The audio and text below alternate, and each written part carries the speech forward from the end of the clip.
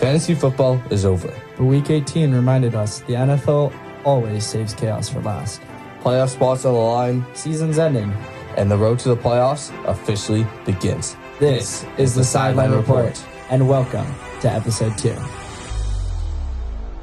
Welcome back to Sideline Report, Episode 2. All season long, we've broken down weekly storylines, top performances, and big questions. And even though it's Week 18, our segments will mostly stay the same. Because this week mattered more than most. Every week, we started with the biggest headlines, and Week 18 delivered. Some of the craziest games happened this week, like the Ravens and the Steelers, and the Buccaneers and the Panthers. Yeah, that was an insane game. An explosive performance by the Baltimore Ravens, and a crazy game for Zay Flowers. Yeah, and a crazy ending for the Pittsburgh Steelers making the playoffs. Hey, it all came down to those final couple minutes, and it really shows that in the NFL, anything's possible until it's down to genuinely the last second. I feel bad for that kicker. I don't think he should show up to the facility next yeah. week. Tyler Loop, it's okay, man. You're a rookie. Hopefully the Ravens don't release you. Hopefully, he learns from this. Yeah, and I mean, it's a tough position to be in as a young kicker, of course. But 44 yards is not that long, is it really? But no, it's not. No, it's really not, and that's routine, especially getting your team into the playoffs after such a rough start to the season with Lamar being injured. So close.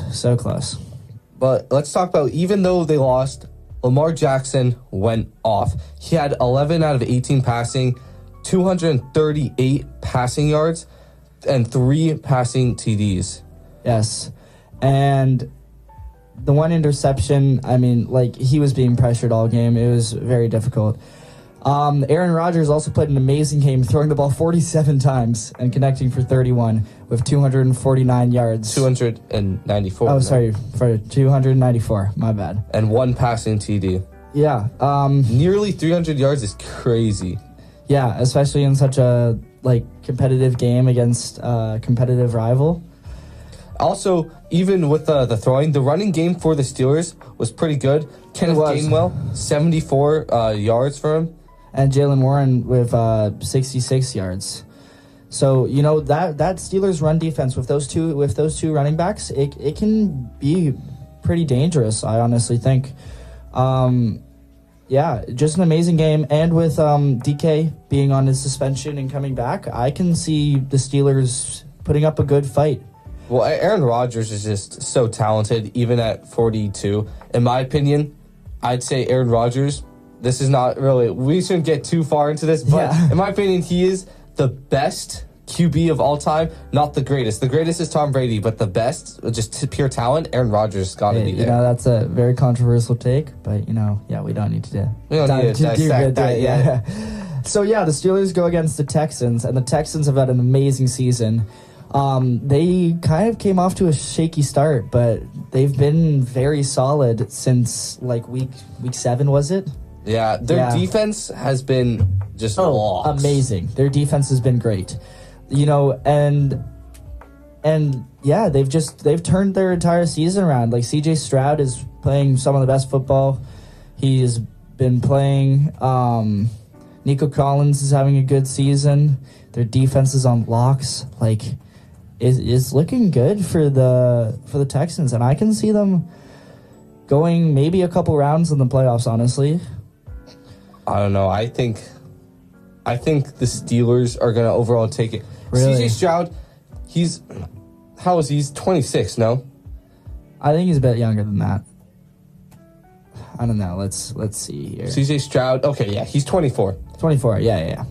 He's still young, and he's still learning, and he was amazing last year, so I think they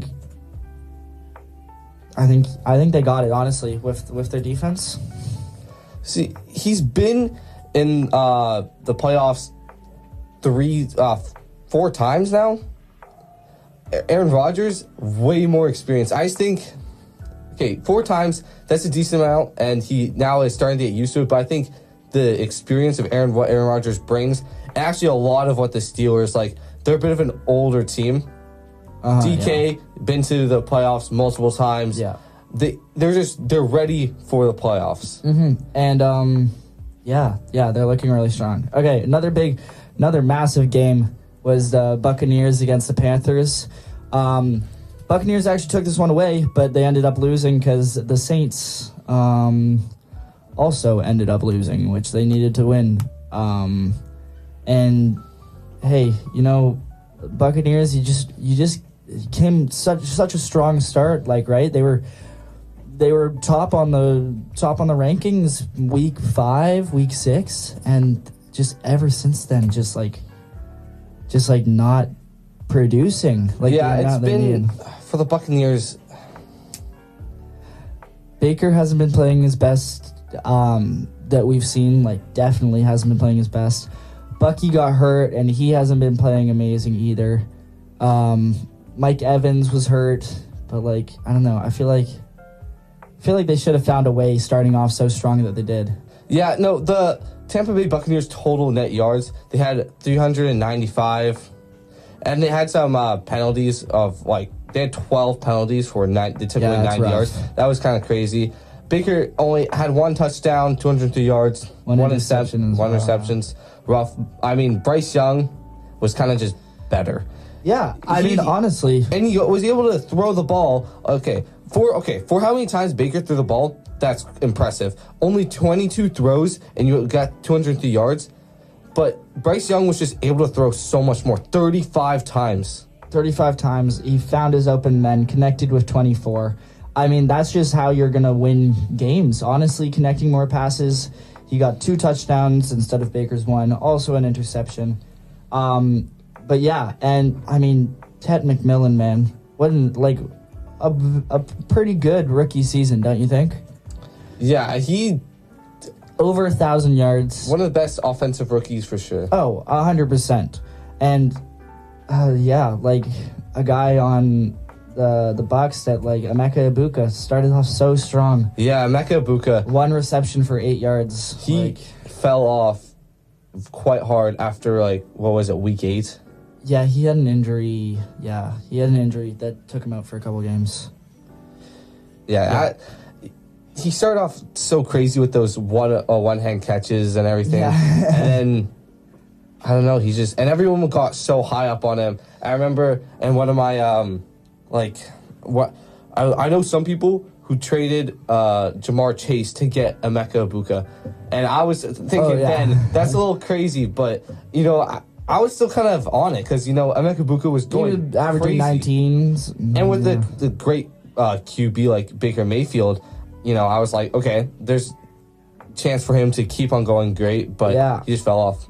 Yeah. All right. So, to sum up the season, number 1 passing yards is Matthew Stafford. We want to talk about the MVP talk right now. Matthew Stafford or Drake May?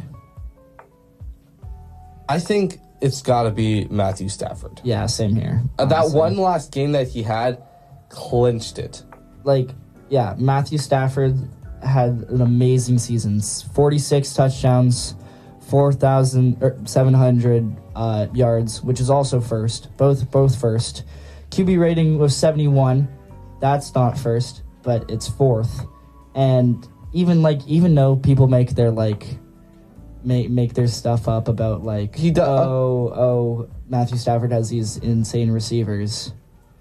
I personally think the MVP award is not made off of something that could happen.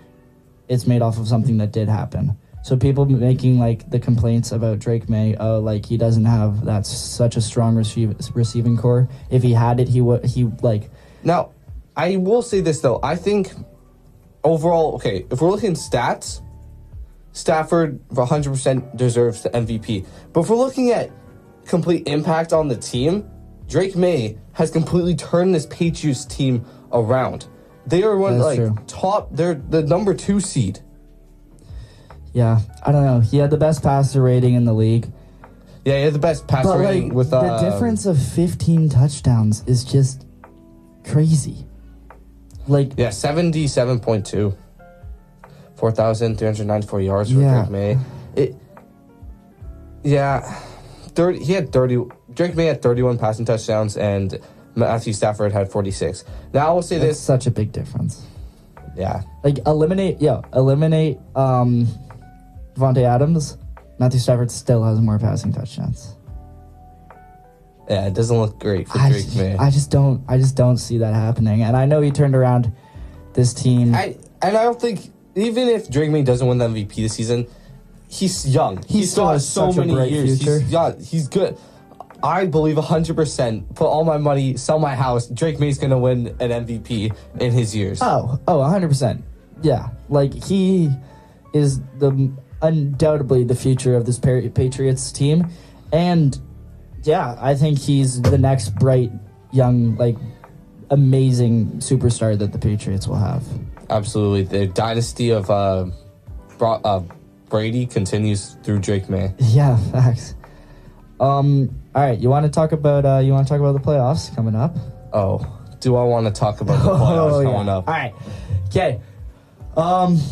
We already kind of went over the Steelers and Texans. You think the Steelers will take it? I think the Texans will. We'll see what happens. Yeah, facts. All right, Jaguars Bills. What are we thinking? What do we think about this one? Bills, easy win. Josh Bills Allen. Easy. I'm sorry. I think there's no okay. The Jags are getting whooped, in my opinion. I just don't see, like, I know their QB has been going off, like, right now. Oh, yeah, Trevor Lawrence has been. Trevor Lawrence has absolutely he's blown up these last 2 weeks. Yeah. But Josh Allen, it's Josh Allen. It's Josh Allen. They've been to the playoffs a lot. They've been to the playoffs a lot. They don't have elite wide receivers with Kahil Shakir, but Josh Allen makes up for that. His passes, his running, and they have James Cook. James Cook has the most rushing yards in the NFL right now. Yeah. All right, I'm looking at ESPN right now. It says Jacksonville actually has a 51.8% chance of winning this one. Yeah, I have to agree with you. I just don't think that's right. I just don't see Jacksonville. They just don't have the guys to do it. Brian Thomas Jr. is not doing jack crap. Yeah. I mean... Yeah, and I mean, like, Josh Allen, 10 interceptions. It's not great, but Trevor Lawrence has 12. I just don't see Jacksonville getting through this with, like, Jacksonville's number one receiver is not any much better than Khalil Shakir. I mean, Parker Washington had the most yards on their team. Yeah, Travis Etienne. Parker Washington is a rookie. Yeah, Travis Etienne Jr., 1,100 yards. Travis Etienne was pretty solid, but not even close to James Cook. Nowhere near James Cook. They have a good defense, though. True. But Travis Hunter is also injured, and he's out. He's been out for a while. Yeah, he's been out for a minute. I just don't see... I don't see a crate... I don't know what they're saying with the 51 point... what was it, 8%? 0.8, yeah. I think the Bills have, like, a 70% chance of winning, in my opinion. Yeah. Just the Josh Allen effect. Come on, man. Josh Allen will perform, and I think that's kind of... Even if he doesn't perform, he has Haley Steinfeld to go home to. It's all right. All right. New England Patriots and Los Angeles Chargers. What do we think about this one? It says 53% New England and 46.5% for the Los Angeles Chargers. This is one of the closest games, in my opinion. It can really go either honestly, way. The Chargers they're amazing. The Chargers, they're very deep. They have a very deep receiving core. Honestly, none of them had an amazing season. But, yeah, just very deep. I mean, I was definitely underwhelmed by, like, Ladd McConkey's how he played. 789 yards. I was expecting closer to 1,000. Maybe even a bit more than that, honestly. Yeah, I mean, he had such a slow start to the season, though. Justin Herbert, great, is an amazing QB, good runner, talented, tall. Those 13 interceptions is kind of a lot, though, against Drake May's 8. Yeah. You know, I just don't know, because I think the Chargers are strong, and the Chargers have at least a little bit of playoff, have been in the playoffs before. And I do. I think overall the Patriots have a better wide receiver in Stephon Diggs, just in the fact that, the Chargers have Keenan Allen, but let's just be honest, he's fallen off. He's kind of, he's washed. He's gone old. Stephon Diggs is getting older, but he's still, he's still got it. And he's got all the, he's a vet. He knows, he's been in the playoffs before. He knows what he's doing. He can help lead Drake May. Yeah, and with his criminal charges being arranged to be after the Super Bowl, there's nothing stopping. There's no stopping him from going off in the playoffs with Drake May behind him. And the one problem is for the Patriots right now is that Trayvon Henderson is out. Is he? He was out. Oh, yeah, that's not. And in Week 18, Ramondre Stevens went off for 34.6 points, I think. Wow, yeah. But Ramondre Stevens had an insane go-off game, so there's a chance that he's able to completely cover up Trayvon Henderson. I mean, because the season started with Ramondre Stevens getting most of the snaps. Yeah, exactly. And then, I personally think New England has a stronger team, but, I mean, they've been not a very strong team for the past few years, and I don't think they have I think this is going to be an upset here, and I don't think they have what it takes to beat this Chargers team, even if they've been struggling a little bit lately. At the end of the day, the Chargers, they are the underdogs in this, and they got a good, solid defense. I just say they're a solid team. They got nothing special about them, in my opinion. There's nothing special. No. Justin Herbert, a great quarterback, he's nothing special, in my opinion. No, but he is still a top 10 quarterback in this league. And then, all right, moving on. Los Angeles Rams, Carolina Panthers. I mean, I think we know who takes this one home. We've got a 75% chance for the Rams and a 25% for Carolina Panthers. MVP Stafford versus... MVP Stafford, Puka Nacua's best receiving year ever. Tatoro McMillan this is his first time in the playoffs. He's first a rookie. Time in the league. First time in the league. Rico Dowdle, first time starting in the playoffs. It's just... And the Rams were just so dominant. It's really not... there's not even much to talk about. I mean, yeah. We realized that the Carolina Panthers did actually beat the Rams in the regular season, but I don't think that means anything. Really. I really don't think that means anything. Kyron Williams had a good year. They've got Blake Corum there as well. Both strong running backs. Puka Nacua and Devontae Adams, just both amazing seasons. Devontae Adams is going to be back from his hamstring injury. I mean, related to an NBA game, the Charlotte Hornets beat the OKC Thunder. Are they really going to... Not in the playoffs, though. Not in the playoffs, though. If they're in the playoffs, it's over. It's the same kind of thing, in my opinion, for the Panthers versus the Rams have just been so strong, such a strong team for being 12-5. Puka, best hands in the league. Oh, Puka is better than JSN. That's my personal opinion. I don't know if that one's gonna stick, but yeah. I mean, it really matters after. It's debatable, but he's crazy. I definitely guarantee that we're gonna see a Los Angeles Rams and Seattle Seahawks rematch in these playoffs. And that is going to be one of the most amazing games that we've seen. Puka's going to go off for his ex-girlfriend. All right. Moving on to the San Francisco 49ers against the Philadelphia Eagles. We've got a 56.3% chance for Philadelphia and a 43.7% chance for San Francisco. I'd like to hear your opinions on this one. I love the 49ers. I'll be honest, they're a top 3 team for me.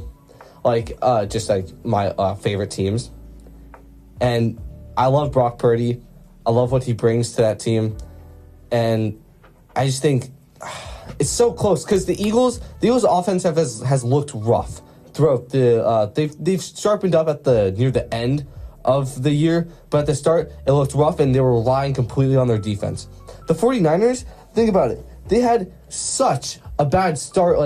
They had a good start, but through injuries, all the injuries that they had to go through, I think, and they still persevered through all of that, and we're a 6th seed. I think this is going to be the closest matchup in the first round of the playoffs. Because the Eagles won the Super Bowl last year. They know what they're doing here. They were 11-6, a little bit of a worse season than I think they could have had. And their players just haven't been playing amazing. Saquon's having a bit of an off year. A.J. Brown's having a bit of an off year. Jalen Hurts, honestly, having a bit of an off year. And Christian McCaffrey. I personally think the 49ers take this, but I think it's going to come down to the wire. Watching the 49ers play the Bears was one of the most intense games I've ever seen in my life. And Brock Purdy, I was a Brock Purdy hater, I can't lie. I didn't think he was all that. But watching that game, change your mind. He is elite. And he's elite when it matters. I understand the hate, but when it really matters, Brock Purdy steps up. He is elite. Christian McCaffrey is elite. More players on the San Francisco 49ers are I am honestly kind of excited to see Kittle's elite. Kittle's elite. The wide receivers are a little bit more shaky with Juwan Johnson, Ricky Pearsall. I'm not even sure. He's hurt. Not even sure if he's gonna play.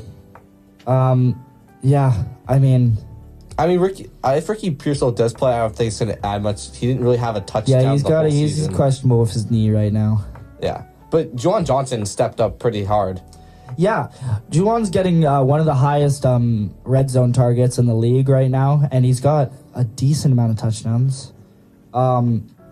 It's going to be really close, but I think Christian McCaffrey and Brock Purdy and Kittle are going to pull away with this in a high-scoring game. It just seems like the 49ers are more together as a team. I mean, with all the issues I was having with A.J. Brown, saying, oh, if you have me in fantasy, drop me. The Eagles... They look a little dysfunctional to me at the moment. They look a little dysfunctional. Yes. And I just don't know if their mind is ready for the playoffs with wide receivers questioning their roles on their team. Yes. Now, moving on to the Green Bay Packers and Chicago Bears. Now this is a good matchup. Is the game. Now, we've got 56.1 for Green Bay and 43.9 for Chicago. This is literally the NFL's oldest rivalry. It goes on for this rivalry has started in 1921. Yeah, this is going to be the game, and it's going to be an amazing game. Yeah. Jordan Love having one of the best seasons of his career. Caleb Williams having the best season of his career. These guys are just playing amazing football. The Chicago's reassurance also under their coach Ben Johnson. He's a first-year coach. But his leadership and offensive creativity have energized the franchise and the fan base. 100%. It's so close. I don't know. Who do you got for this one? I prefer the Green Bay Packers, but the Chicago's defense led the NFL in takeaways and turnover differential. So it's so hard. Also, with the Chicago has their weather. They have a weather advantage. Yes. It could be cold, but they're used to that. See, Green Bay Packers are a lot... Yeah, it's saying that's going to be 35 degrees Fahrenheit. So that is very cold. Yeah, and the Packers have an injury and momentum questions, Malik Willis, their QB, the backup, has a little shoulder hamstring. the wide receiver Devontae Wicks in concussion protocol. So their depth is not great right now. They don't have backups. So if any injuries happen at the moment, they're going to struggle. Yeah. I personally think that Chicago takes this one home. It's a very difficult matchup, but I think Williams is being one of the best QBs in the league right now. I was watching the game against the 49ers again, amazing game. And his just game sense was really showing in that game, scanning all parts of the field, scanning all his different receivers, and then finally making up his mind. And I think he did a really good job making up his mind. Also, Loveland, amazing rookie season for the young tight end. Absolutely. He's going to be a big threat in this game. But he went off in week 18 too. Yeah. But the one deciding factor I think this game is that Green Bay doesn't really have any run. Josh Jacobs has been on this lingering knee injury, and he hasn't been good for the past 4 or 5 games. Yeah, in my opinion, the Packers' offense is a little lackluster at the moment. So I really think the matchup is Caleb Williams versus the Packers' defense. Yeah. But the Packers' defense isn't all that anymore. Micah Parsons tore ACL. He's out. He's gone. I think the Chicago Bears walk away with this one. Yeah, but still going to be an insane game. I mean, this rivalry is insane. They've played over 200 games in the regular season, but this is their 3rd time meeting in the playoffs. They've only met 3 times. Yeah. This is that's rare. Yeah. This is a big moment for Green Bay Packers and the Chicago Bears. Yeah. I'm definitely 100%. I'm watching this game. Yeah. It's going to be amazing. Yeah, I think it's going to be great. All right. To wrap up the season, our passing yard leaders is Matthew Stafford with 4,700, Jared Goff with 4,600, Dak Prescott with 4,500, Drake May with 4,400, and Sam Darnold with 4,000 yards.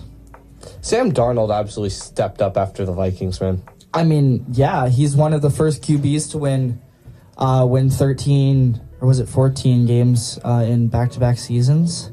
Just really an amazing job for Sam Darnold. And I know the Vikings are just punching air right now. Absolutely. With the catastrophe of J.J. McCarthy, it's rough. Yeah. All right, rushing leaders. James Cook, 1,600 yards. Amazing season. Derrick Henry, also 1,600 yards, or just a little short, 5 yards short. Derrick Henry, he was being flamed at the start of the year, was he not? Yeah, everyone was calling him old. He's washed, not able to do it anymore. But then the last couple of weeks, last 8 weeks, he just went off. He's been doing great, and he's proving that he's one of the best running backs of all time. Absolutely. I think he's got to be the most, in my opinion, he's the most skilled running back of all time. Yeah, is he gonna heat up against his Steelers defense? No, I don't think so. I don't know. I think the passing game is going to be what they're going for, the Ravens. Zay Flowers and Lamar Jackson's connection. Yeah. All right, so let's go to the wide receiver category, the 25 receiving stats. So Jackson Smith-Njigba, 1,793 yards. Puka Nacua, 1,715. Both dogs.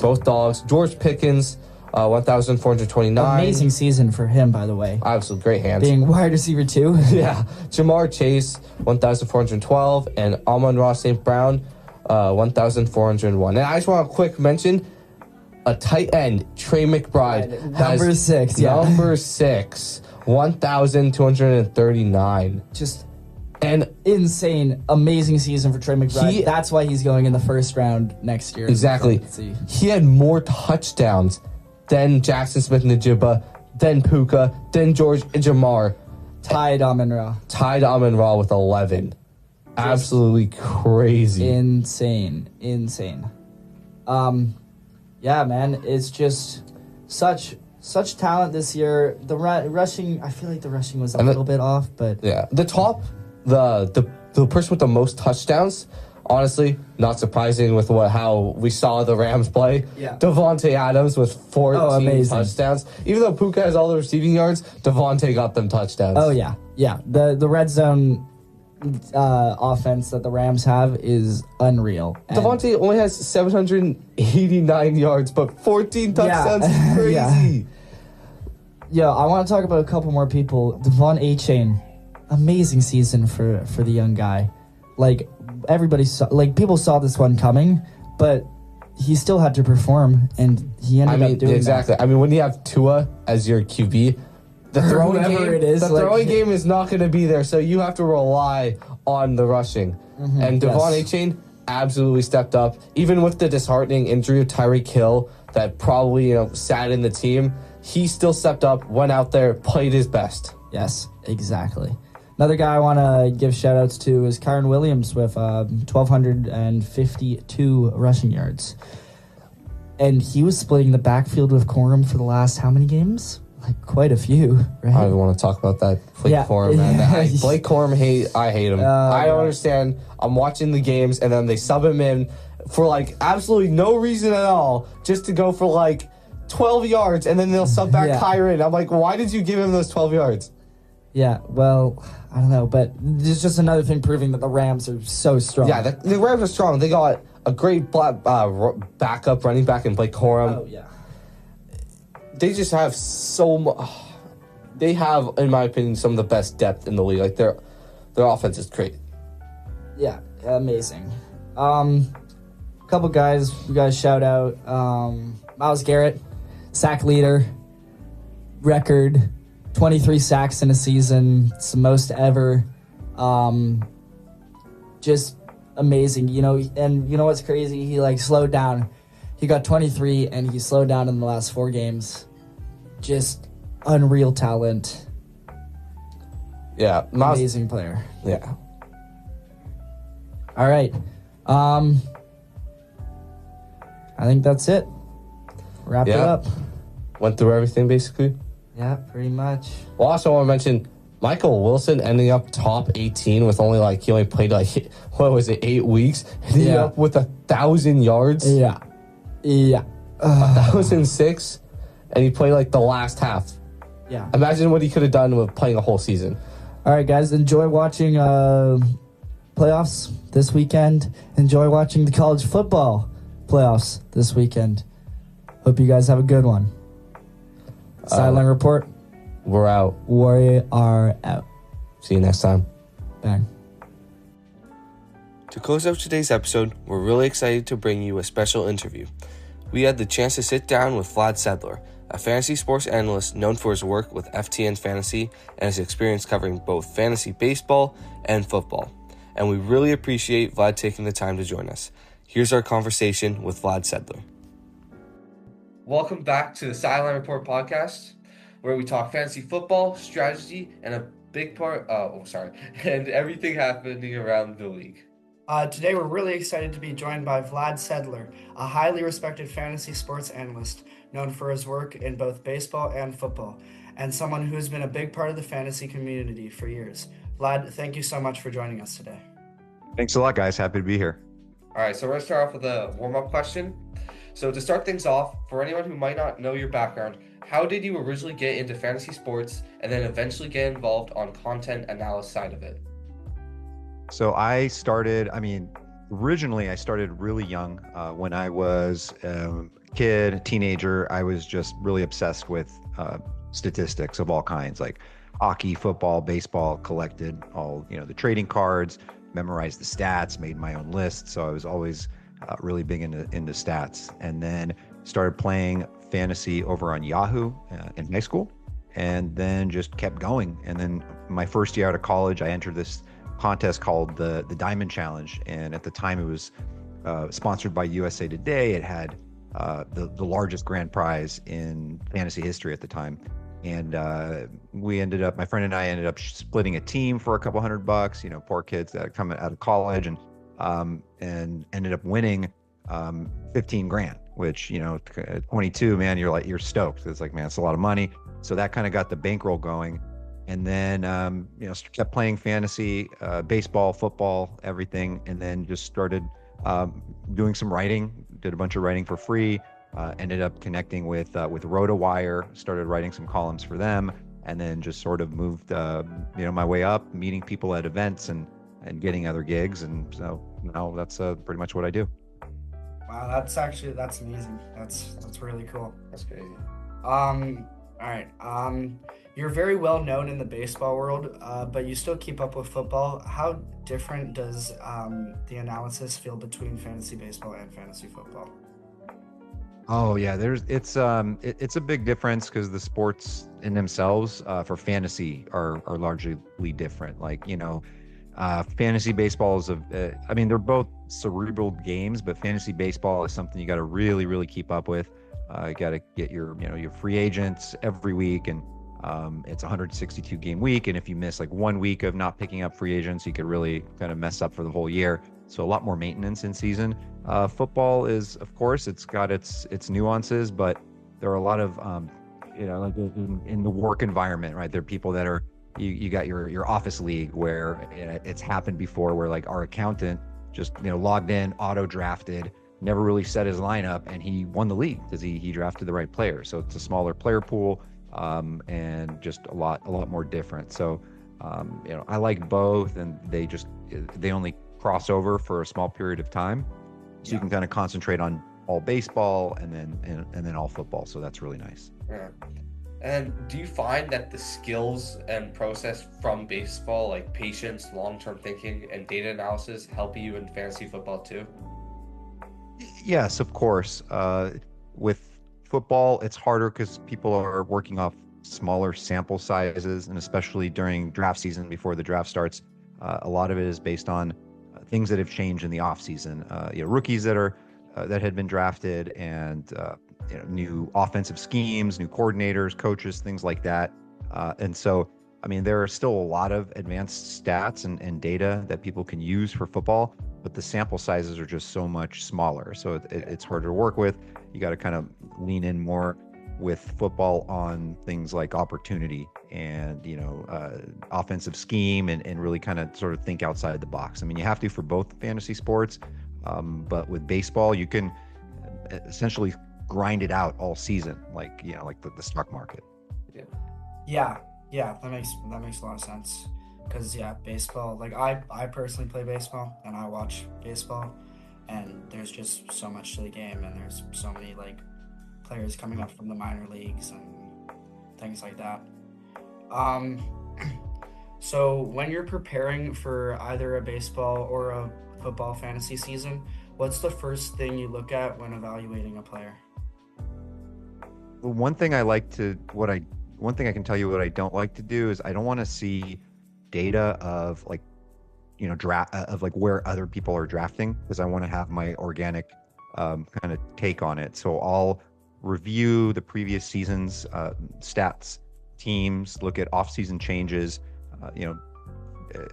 So much of fantasy is with kind of like where the new opportunities are and how teams are shifting. Like, right now over on Twitter, I happen to make a statement that Baltimore Orioles, after adding Pete Alonso and Taylor Ward, and I mean, they literally could be the best offense. And of course, you got your set of people like, no way, nobody hit more than 20 home runs there. They were 24th in runs scored. And I'm like, yeah, exactly. That was last season. Things have changed. Like, most of the guys were injured on that team.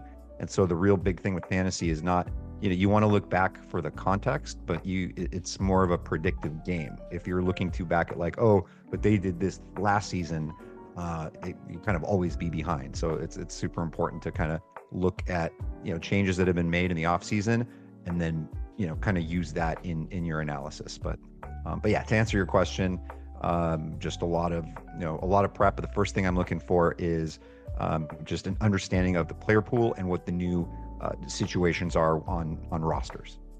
Yeah. Okay, so in your opinion, what is the most overlooked part of fantasy football strategy that new players often miss? So I mean, something I guess I touched on a little bit, but it's about like understanding new opportunity and how much variance there's going to be in a fantasy football season. Like, people that are too locked into rankings and aren't critically thinking or challenging things, usually don't end up in a really good place. Like, of course, there are lots of really great sources out there for fantasy, but no matter who it is, like, you just can't predict the future. I mean, these are humans playing. People get injured. People have lives, and you're just looking at like this football season, for example. It's all over the place, right? It's completely. Nobody could have predicted that most of the quarterbacks, top 10 quarterbacks drafted, are either busts or injured. I mean, it's like Lamar Jackson, like Joe Burrow missed half the season. Jaden Daniels is out. Jalen Hurts is stinking. Kyler Murray, man, I have no idea what's happening with him. And then it's completely flipped. Like, this year, it's like it's Drake May, it's Dak Prescott, all the guys that people love Drake May.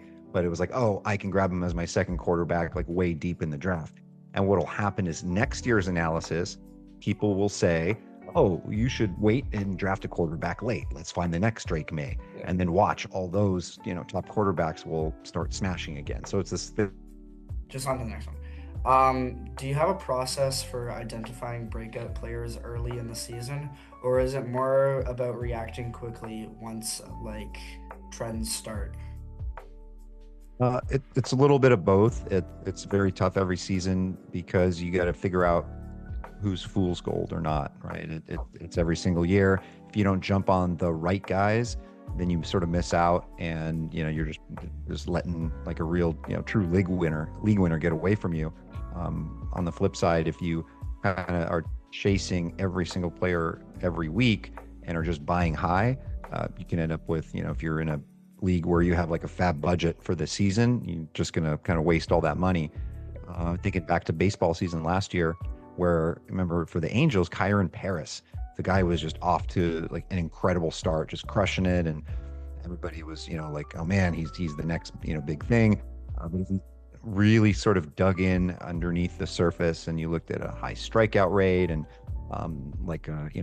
high batting average and balls in play and things like that, I think then you start to realize like maybe this guy is not worth like investing in. And then if you think of the long term of it, right, it's a 26-week baseball season. How important is it that I get this? Just such a tough spot to be in. And same thing with football, right? Like if it's an even shorter season, so I feel like you have to be more aggressive on the players that you're that you're adding, right? And you're and a lot of times it's impacted by what could end up looking like fool's gold is if the matchup, right? If you've got like whoever backup running back is facing a really bad run defense, and the starting running back's coming back in a couple of weeks, then hey, listen, probably it's not worth picking up. So so much of it is anticipation, but also just like, it's funny enough, like fantasy is like so much common sense. It's just getting ahead of things, and that's why there's a lot of winning that can be done, money that can be made, because the majority of people out there are just reacting to whatever they just saw the previous weekend. Yeah, exactly. Kind of like a Emeka Ibuka, started off so hot and then just cooled right down right now. Mm-hmm. Okay, so looking at this NFL season so far, what's one storyline or trend that surprised you the most? Oh, that's a good question. So just as far as the NFL season, it's really the fact that some of these really good teams, Super Bowl teams like the Baltimore Ravens and the Kansas City Chiefs, I mean, both are, no pun intended, 6-7, right? And you got the Flyers, thinking hockey, the Eagles, I mean, looks like they'll make the playoffs and all, but they've got all kinds of internal issues and struggles. So it's just a wild league. It really is such a crazy season. Things that maybe aren't as surprising, but you think about how much people could have really crushed their drafts or in anything else, thinking about that Rams offense, right? Like Yeah. Matthew Stafford, just just a pocket guy, and just got the best weapons there. Two of the best pass catchers in the game, in Puka Nacua and Devontae Adams, and like that situation was just hiding in plain sight. And I was just looking at it, pre-draft rankings. Matthew Stafford was the QB 25. Like nobody wanted any part of him. Yeah. And it's so funny. It's just right there, the guy on the offense. Another interesting thing is the one guy absolutely smashing is JSN, Smith Najigba over on Seattle. All they really needed was just a quarterback who can sling it.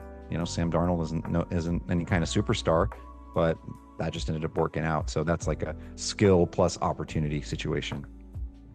Yeah, like a guy like Justin Jefferson, like skill wise, top 3 wide receiver in the league, right? But doesn't have a quarterback. Like he's had like 15 yards like in back-to-back games or something like that. It's been really bad.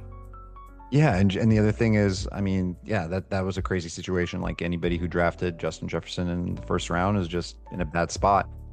and we'll see how the market adjusts next season. It obviously depends.